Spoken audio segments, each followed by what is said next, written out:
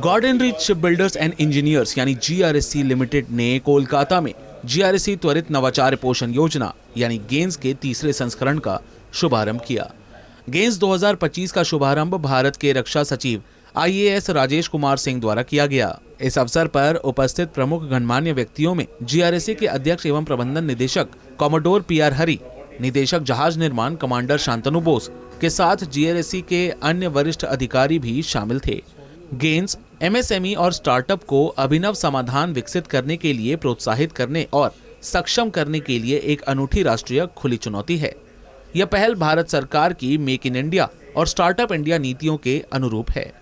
इसका उद्देश्य जहाज डिजाइन और निर्माण उद्योग में वर्तमान और उभरती चुनौतियों का समाधान करने के लिए MSME और स्टार्टअप के विशाल इकोसिस्टम का लाभ उठाना है, जबकि आत्मनिर्भरता के उद्देश्यों को प्राप्त करना है। गेन्स 2025 के प्रतिभागियों को आर्टिफिशियल इंटेलिजेंस यानी AI, नवीकरणीय व हरित ऊर्जा और ऊर्जा दक्षता के साथ साथ समग्र दक्षता वृद्धि जैसे विषयों पर ध्यान केंद्रित करना होगा। गेन्स 2025 का उद्देश्य GRSC को भविष्य के लिए तैयार शिपयार्ड बनाने में मदद करने के लिए त्वरित नवीन समाधानों का निर्माण करना है।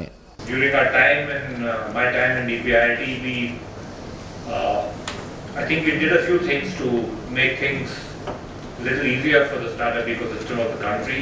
The two tangible things that come to mind are that we abolished the angel tax, and we also started something called the Startup Mahakumbh, which is perhaps the largest event showcasing startup firms from across the country, perhaps one of the largest such events in the world.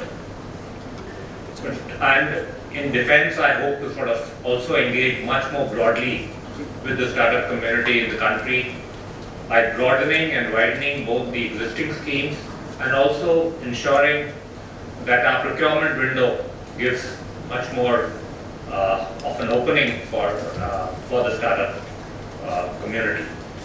But before I talk about that, let me say a few words about GRSC.